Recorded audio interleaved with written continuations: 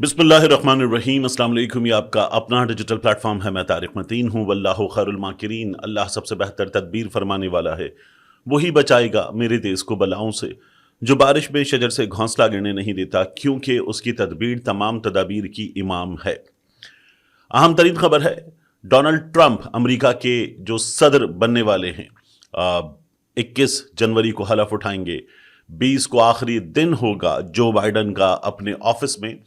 उन्होंने एक अहम तरीन तकर्री कर दी है। पाकिस्तान में इमरान खान के मामलात में इस तकर्री को बहुत अहम करार दिया जा रहा है। डोनाल्ड ट्रंप ने खुद ये बताया कि रिचर्ड ग्रेनल को मैंने अपना अहम मिशंस के लिए, स्पेशल मिशंस के लिए नुमाइंदा मुकर्रर कर दिया है। जो डोनाल्ड ट्रंप ने इब्तिदा में बात की है वो ये है कि कोरिया के मामलात और इसके अलावा जो यूक्रेन के मामलात हैं उनको देखेंगे, लेकिन स्पेशल मिशंस के लिए अपना नुमाइंदा मुकर्रर किया है रिचर्ड ग्रेनल को। ट्रंप ये कहता है कि मैंने इससे पहले पिछले टर्म में जर्मनी का सफीर मुकर्रर किया था अमेरिका की तरफ से रिचर्ड ग्रेनल को। रिचर्ड ग्रेनल ने 26 तारीख को, गो कि पाकिस्तान के वाकयात से इसका ताल्लुक नहीं था, लेकिन 26 तारीख को रिचर्ड ग्रेनल ने ट्वीट किया था कि इमरान खान को रिलीज किया जाए। ब्लूमबर्ग ने उस वक्त एक जो 26 की रैली थी, मुख्तलिफ पाकिस्तान के हालात वाकयात थे इमरान खान के हवाले से, उसे रिपोर्ट किया और उस पर आकर रिचर्ड ग्रेनल ने ये ट्वीट किया, रिलीज इमरान खान। तो ये रिचर्ड ग्रेनल अब आ गया है स्पेशल मिशंस के लिए डोनाल्ड ट्रंप का नुमाइंदा। ये बात बार बार हो रही है कि डोनाल्ड ट्रंप इमरान खान के मामले में कुछ करेगा। अमेरिका में जो बरकी साहब हैं उन्होंने मुलाकात कर ली है, कुछ यकीन दहानियाँ हो गई हैं। डोनाल्ड ट्रंप जो है वो इस सिलसिले में कुछ ना कुछ करने जा रहा है। तो अमेरिका में मुकीम पाकिस्तानी आतिफ खान साहब हुए, पाकिस्तान तहरीक इंसाफ के ओवरसीज़ रहनुमा वो हुए, दीगर लोग हुए, वो ये बता रहे हैं कि ये बहुत बड़ी पेशरफ्त है और पाकिस्तान के हालात पर इस पेशरफ्त का असर पड़ेगा। एक और ख़बर है मेरे पास। जब मैं गुज़श्ता रोज़ आपको अलग पर आफिया सिद्दीकी के हवाले से मामलात बता रहा था, सेनेटर मुश्ताक साहब जिन्होंने आफिया सिद्दीकी साहिबा के मामले में काफ़ी कोशिश की, उनकी बात कर रहे थे। और हुकूमती वफ्द जिसमें बुशरा भट्ट साहिबा हैं या दीगर लोग हैं, ये लोग गए और जाके इन्होंने जो मुलाकातें की हैं अमेरिका में, तलहा महमूद साहब हैं, उनकी बात हो रही थी। तो पता ये चला एक सोर्स के ज़रिए, और ये सोर्स नून लीग का है, कि फोकस जो है अमेरिका में होने वाली मुलाकातों का वो डॉक्टर आफिया सिद्दीकी नहीं थी। नून लीग के उस सोर्स का ये कहना है कि मुबैना तौर पर पाकिस्तानी ऑफिशियल्स ने अमेरिका में होने वाली मुलाकातों में इमरान खान के हवाले से बात करने की, और इमरान खान कितना एंटी अमेरिका है, इमरान खान कितना एंटी स्टेट है, इस बारे में बात की है। आफिया सिद्दीकी उनका प्राइम फोकस नहीं थी। मीडिया से बात करते हुए, जियो न्यूज़ को इंटरव्यू देते हुए इन लोगों ने ये बात की कि आफिया सिद्दीकी के मामले में बड़ी खबर आ रही है। मगर ये लोग, सेंटर मुश्ताक साहब बता रहे हैं कि फाजिया सिद्दीकी के लिए वीज़ा नहीं लगवा सके, उनकी बहन के लिए ये लोग बर वक्त नहीं पहुँचे, ये कोई अहम मुलाकात हासिल नहीं कर सके। ये आफिया सिद्दीकी से मिले, वो भी बड़ी मुश्किल से मुलाकात हुई। तो ये इनकी कोशिशों का जो फोकस है, नून लीग के एक सोर्स के मुताबिक वो फोकस है इमरान खान, और इन्होंने वहाँ इस बात पे अपनी एनर्जीज सर्व की हैं कि इमरान खान एंटी अमेरिका भी है और पाकिस्तान में इमरान खान एंटी स्टेट भी है। इसलिए अगर इमरान खान के बारे में आप कुछ सोच लें तो पहले हमारी इमरान खान के हवाले से गुजारिशात सुन लें। ये इन लोगों ने काम किया है। रिचर्ड ग्रेनल आके क्या करेगा? रिचर्ड ग्रेनल आके क्या इमरान खान के मामले में ट्रंप को कहेगा कि इमरान खान की रिहाई के लिए बात कीजिए? मुमकिन है ट्रंप इमरान खान की रिहाई के लिए ट्वीट करेगा, बात करेगा, सऊदी अरब से कहेगा या यूएई से कहेगा, और वहाँ से फिर पाकिस्तान से कहा जाएगा ये दावे हमारे यहाँ मुसलसल किए जा रहे हैं। मुमकिन है। लेकिन इमरान खान के साथ हो क्या रहा है? एक के बाद एक केस में गिरफ्तारी। रेंजर्स के एहलकार जिस हादसे में शहीद हुए, ट्रैफिक हादसा था, उसको भी इमरान खान पे डाल दिया गया। तो हर चीज़ इमरान खान पे डाल के सिस्टम इमरान खान को अनजस्ट, नाइंसाफी के साथ अंदर रखने पे अपनी एनर्जीज लगा रहा है। वरना इमरान खान को अब अंदर रखना इस सिस्टम के लिए मुमकिन नहीं है। ये खुद तमाम कानूनी माहिरीन मानते हैं। राना सनाउल्लाह ने तो इंटरव्यू में कहा था कि हम तो जब तक रख सके अंदर, हम अंदर रखेंगे। और ये कह रहे हैं इनको बार बार इनके जो मीडिया में नुमाइंदे हैं नून लीग के, वो बार बार इस्टेब्लिशमेंट को भी और नून लीग को भी ये बता रहे हैं कि इमरान खान बाहर आएगा ये सारा सिस्टम गिर जाएगा। तो इसलिए इमरान खान को बाहर ना आने दिया जाए। ये हमारे यहाँ सहाफ़ी मशवरे दे रहे हैं। ये सूरत हाल है। اس کے بعد ایک بڑی اہم خبر ہوئی کل، وہ یہ تھی کہ سی ڈی اے نے، کیپٹل ڈیولپمنٹ اتھارٹی نے، وائس آف امریکہ کا جو دفتر ہے اسلام آباد میں، اس دفتر کو ایک نوٹس جاری کیا اور کہا کہ آپ اسلام آباد میں جہاں سے اپنی سرگرمیاں دفتر کی انجام دینے وائس آف امریکہ کی، وہ رہائشی علاقہ ہے، یہ رہائشی عمارت ہے، تو آپ جو استعمال اس عمارت کا کر رہے ہیں وہ قانون کے مطابق درست نہیں ہے، اور اس پر سی ڈی اے نے ان کو نوٹس کیا ہے۔ اب میں نے وائس آف امریکہ میں کام کرنے والے، وائس آف امریکہ کے ایک سابق ملازم، ایک بہت اچھے دوست سے پوچھا، میں نے کہا یہ آفس یہاں پر کب سے بنا ہوا ہے؟ انہوں نے کہا میں آپ کو سیدھا سیدھا تمام خلاصہ بتا دیتا ہوں کہ ماجرا کیا ہے۔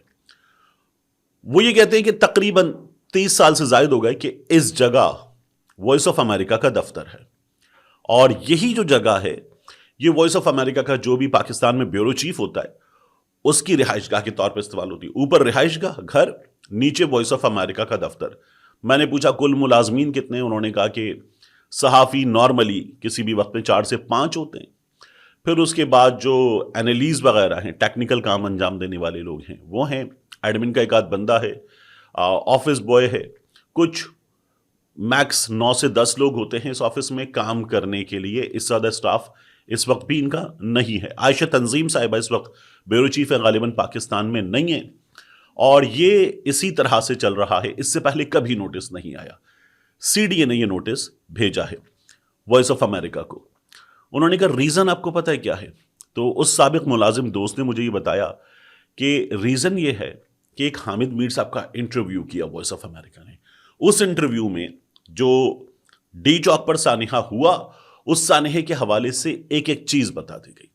حامد میر صاحب نے کہا کہ وہ وہاں خود موجود تھے، اور وہ لوگ جنہوں نے کنٹینرز پر فوجی لوگوں کو گلے لگایا تھا، گلے ملے تھے، ہاتھ ملایا تھا، وہ چلے گئے۔ کچھ اور ہمارے مہربان بھائی آ گئے، وہاں گولیاں چلیں، اتنی گولیاں چلیں جیسے فلسطین میں چلتی ہیں، اور حامد میر صاحب نے کہا کہ میں خود موجود تھا وہاں، جو کچھ ہو رہا تھا میں نے دیکھا ہے۔ اور یہ حامد میر صاحب کا جو انٹرویو ہے وائس آف امریکہ کی یوٹیوب پر، فیس بک پر، غالباً دونوں جگہوں پر یہ 3 ملین پلس ویوز میں دیکھا گیا ہے، اور بہت زیادہ امپیکٹ اس کا آیا۔ حامد میر صاحب تھے، ویوز تھے، اتنا بڑا واقعہ تھا، وائس آف امریکہ کا پلیٹ فارم تھا۔ یہ اس انٹرویو کا اور وائس آف امریکہ کی رپورٹنگ کا نتیجہ ہے۔ انہوں نے بی بی سی کو بھی ایک نوٹس کیا، انہوں نے باقیوں کو بھی ایک نوٹس کیا۔ تو بات یہ ہے کہ آپ نوٹس مت کیجئے، یہ لوگ جھوٹ بول رہے ہیں تو ان کے خلاف کارروائی کیجئے۔ اور وائس آف امریکہ کو جو نوٹس کیا، اس کی جگہ جس طرح پاکستان تحریک انصاف کے دفتر پہ آپ مشینری لے کر چڑھ دوڑے تھے، وائس آف امریکہ کے دفتر پہ چڑھ دوڑے، یہ نہیں کریں گے۔ جانتے ہیں کیوں؟ اس لیے کہ پاکستان میں وائس آف امریکہ کا یہ جو دفتر ہے یہ امریکی سفارت خانے کے نیچے ہے۔ امریکہ میں یہ اسٹیٹ فنڈڈ ہے، وہاں سے یہ یو ایس اسٹیٹ ڈپارٹمنٹ کے انڈر ہے۔ یو ایس اسٹیٹ ڈپارٹمنٹ کے انڈر ہمارا جو امریکی سفارت خانہ ہے اسلام آباد میں وہ ہے، اس کے انڈر وائس آف امریکہ ہے۔ تو یہ ایک چھوٹا موٹا یہ بتانا کہ دیکھیے ہم آپ سے یہ بھی پوچھ سکتے ہیں، وہ بھی پوچھ سکتے ہیں، اس سے زیادہ کچھ نہیں ہوگا، اور یہ دفتر یہاں پر برس ہا برس سے موجود ہے۔ تو ان کا یہ کہنا ہے کہ رہائش پلس دفتر ہے، تو اسی طرح سے یہ چل رہا ہے۔ اب کی بار یہ شکایت اس لیے ہوئی ہے کہ وائس آف امریکہ نے سانحہ ڈی چوک اس کو بے نقاب کیا، تو اس لیے وائس آف امریکہ سے یہ شکایت ہوئی ہے۔ اس کے بعد ہرمیت سنگھ، یہ ہمارے سکھ دوست، چھوٹے بھائیوں کی طرح مارننگ شو پاکستان میں انہوں نے کیا، اس کے علاوہ مختلف چینلز پہ کام کیا۔ ہرمیت سنگھ کو جو ان کی سانحہ ڈی چوک کے حوالے سے رپورٹنگ ہے اس پر، اور ان کا ایک ٹویٹ تھا اس پر، یہ میری انڈرسٹینڈنگ ہے، میری ان سے بات بھی ہوئی کہ کیا ماجرا ہے، تو میں نے ہنستے ہوئے کہا، میں نے کہا آپ نے اپنی پگ میں کچھ چھپا رکھا ہے جس سے ہمارے قانون نافذ کرنے والے اداروں کو پرابلم ہے؟ تو کہنے لگے پتہ نہیں یہ کیا چاہ رہے ہیں، اور یہ جو نقصان کر رہے ہیں وہ یہ ہے کہ آپ دیکھیے، میں خود کو ہمیشہ کبھی بھی اقلیت کا نمائندہ نہیں کہتا، میں کہتا ہوں میں ایک سکھ پاکستانی ہوں، دیٹس اٹ۔ تو سکھ پاکستانی صحافی دوست ہمارے، ان کو ایف آئی اے مسلسل ایک کے بعد ایک نوٹس بھیج رہا ہے۔ اب پشاور بلا رہے ہیں ایف آئی اے سرکل، اس سے پہلے ان کو مزید نوٹس ہو چکے۔ ہرمیت سنگھ نے ڈی چوک کی رپورٹنگ کی تھی، اس سے پرابلم تھا، رضی طاہر سے پرابلم ہے۔ ہرمیت سنگھ نے ایک ٹویٹ کیا تھا، میری انڈرسٹینڈنگ یہ کہ اس ٹویٹ سے بڑا پرابلم ہے، وہ جو کنٹینر سے گرایا گیا شخص تھا۔ ہرمیت سنگھ نے ٹویٹ کر کے کہا کہ میں غیر مسلم ہوں، سکھ ہوں، کچھ اس طرح کا ٹویٹ تھا، تو میں نماز نہیں پڑھتا، وگرنہ میں ہوتا تو کنٹینر سے مجھے شاید اس لیے نہ گراتے، وہ یہ بات کر رہے تھے۔ تو اس سے تکلیف ہے کہ ہرمیت سنگھ نے یہ باتیں کی ہیں, یہ ٹویٹ کیا ہے, اور یہ تکلیف جو ہے وہ ہمارے حکام کی نظر آ رہی ہے. صحافیوں کو تنگ کرنے کا سلسلہ ان کی جانب سے جاری ہے. آخر میں ایک عجیب و غریب واحد حرکت ہوئی ہے سرکاری ٹی وی پر. وہاں پر ایک پروگرام ہو رہا ہے پی ٹی وی پر, جس میں 3 لوگ بیٹھے ہوتے ہیں. ایک خاتون ہیں, مجھے ان کا نام نہیں پتا. امین حفیظ صاحب ہیں, جیو میں ہمارے ساتھی تھے, دوست تھے. رضی دادا صاحب ہیں. یہ تینوں بیٹھ کر گفتگو کر رہے تھے مریم نواز کی دورہ چائنا پہ, اور اس میں انہوں نے یہ بات کی, دورہ چین میں مریم نواز شریف صاحبہ نے ایسی ٹیکنالوجی حاصل کر لی جو وہ پاکستان لائیں گی, اور اس ٹیکنالوجی سے کینسر کا علاج اور اس کا طریقہ پاکستان میں یکسر بدل جائے گا. اب ان تینوں میں سے کوئی ڈاکٹر نہیں ہے, یہ دنیا کی کسی مہذب ملک میں نہیں ہوتا کہ آپ اتنے بڑے ہیلتھ ایشو پر اس طرح سے بات کر سکیں اور بغیر کسی ایکسپرٹ کے کر سکیں. یہ لوگوں کی صحت سے کھیلنے کے مترادف ہے, اور سرکاری ٹی وی یہ کام کر رہا ہے.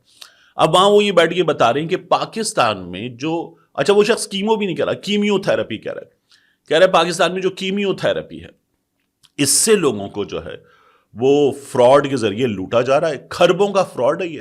یعنی شوکت خانم کا نام نہیں لے رہے, لیکن بات یہ کر رہے کہ اسپتال تصویر دکھاتا ہے, زکوٰۃ لیتا ہے, خیرات لیتا ہے, چندہ لیتا ہے, اور بچے دکھاتا ہے جن کے بال گر چکے ہیں کیمو تھراپی میں. اور پھر وہ یہ کہتا ہے کہ مریم نواز شریف صاحبہ چائنا سے ٹیکنالوجی لا رہی ہیں جس میں ٹیومر کو, کینسر کے ٹیومر کو فریز کر دیا جائے گا اور فریز کر کے نکال لیا جائے گا. مریم نواز شریف کے لیے تالیاں, کیا بات ہے, مریم نواز شریف کیا کر رہی ہیں. تو یہ جو طریقہ ہے کرائیو ایبلیشن کہتے ہیں اسے, ٹیومر کو فریز کرنے کا, یہ اگر اسکن کینسر کے حوالے سے کیا جائے تو اس کی سکسیس ہے 99%. یہ اگر بریسٹ کینسر کے حوالے سے کیا جائے تو اس کی سکسیس ہے 99%. پھر اس کے بعد یہ غالباً ایزوفیگل کینسر کے حوالے سے اگر کیا جائے تو خود کچھ 70% کے آس پاس اس کی سکسیس ریٹ ہے. لیکن بعض جگہوں پر اس کا سکسیس ریٹ بہت نیچے ہے. ایک, یہ تمام ٹائپ آف کینسرز میں اپلائی نہیں کیا جا سکتا. 2, اس کے کچھ فوائد ہیں کہ اس میں سرجری والا پین نہیں ہوتا, اس میں ریکوری جلدی ہوتی ہے. اس کے کچھ نقصانات ہیں, اس سے کچھ جو آرگنز ہیں ان کو بھی نقصان پہنچتا ہے. اس سے بون فریکچر کا بھی خطرہ ہوتا ہے, اور یہ کوئی 100% طریقہ علاج نہیں ہے, اور یہ 100% ٹیومر پہ اپلائی بھی نہیں کر سکتا, ہر جگہ اپلائی بھی نہیں کیا جا سکتا. اور یہ چین کا طریقہ نہیں ہے, یہ دنیا کے کئی ممالک میں استعمال ہو رہا ہے. کرائیو ایبلیشن کہتے ہیں اسے, ٹیومر کو فریز کرنے کے اس طریقے کو. دوسرا, یہ جو کیمو تھراپی کے پاکستان میں 8 سیشن ہوتے ہیں, اور مجھے آسٹریلین ایکسپرٹس نے بتایا, رضی دادا کہتا ہے مجھے آسٹریلین ایکسپرٹس نے بتایا کہ وہاں پر سیشن ہوتے ہیں 3, اور اس سے آگے جاتے ہوئے ڈاکٹرز ڈرتے. تو یہ جوہلا, یہ جو بیٹھے ہوئے تھے, یہ اگر صرف اتنا ہی کر لیتے کہ یہ گوگل کر لیتے آسان ترین, تو بڑے بڑے کینسر ہاسپٹلز جو ہیں وہ یہ بتا رہے ہیں کہ 4 سے 8 سیشنز ہوتے ہیں, اور یہ اس سے زیادہ بھی ہو سکتے ہیں اگر ضرورت ہو. اور کینسر کے علاج میں ان کا یہ کہنا ہے کہ یہ 3 والا جو طریقہ علاج انہوں نے بتایا نا کہ بس 3 سے زیادہ نہیں ہوتے اور پاکستان میں لوٹا جا رہا ہے, یہ حماقت ہے. اور سرکاری ٹی وی کو ایسے استعمال کرنا کہ آپ کینسر جیسے علاج پر لوگوں سے اس طرح کی فراڈ باتیں کریں گے, یہ دنیا میں کہیں نہیں ہوتا. ہمارے ہاں اس کی اجازت ہے, سرکاری ٹی وی یہ گند مچا سکتا ہے. اور یہ چونکہ آپ نے لا کے بٹھا دیے ایسے نمونے جو صرف بغض کا مظاہرہ کر رہے ہیں, اور سرکاری ٹی وی کو آپ نے شریفوں کے لیے, اور شریفوں کو کوئی پرابلم ہے باقاعدہ طور پر شوکت خانم سے, جو ایک بلیسنگ ہے پاکستان کے لیے, بلیسنگ ہے, تو اسے آپ نے جو ہے وہ ایک مصیبت بنا دیا ہے, اور سرکاری ٹی وی پر گالیاں دینے کے لیے لوگ بٹھا دیے ہیں. اب شوکت خانم لاہور کام کر رہا ہے, پشاور کام کر رہا ہے, کراچی تقریباً بن چکا ہے, کچھ عرصے میں وہ بھی کام شروع کرے گا. تو شوکت خانم کو بخش دیں شریف. پاکستان میں انمول جو ہمارے اٹامک انرجی ڈپارٹمنٹ کا کینسر ہاسپٹل ہے, بہت اچھا کام کر رہا ہے, ظاہر ہے کہ پبلک سیکٹر کا ہے. پھر اس کے بعد کرن پبلک سیکٹر کا ہے. پھر پبلک سیکٹر کے اور بھی ادارے ہیں, پرائیویٹ اور بھی ادارے ہیں. شوکت خانم ایک بڑا ادارہ ہے. شوکت خانم ہر طرح کا کینسر ٹریٹ نہیں کرتا.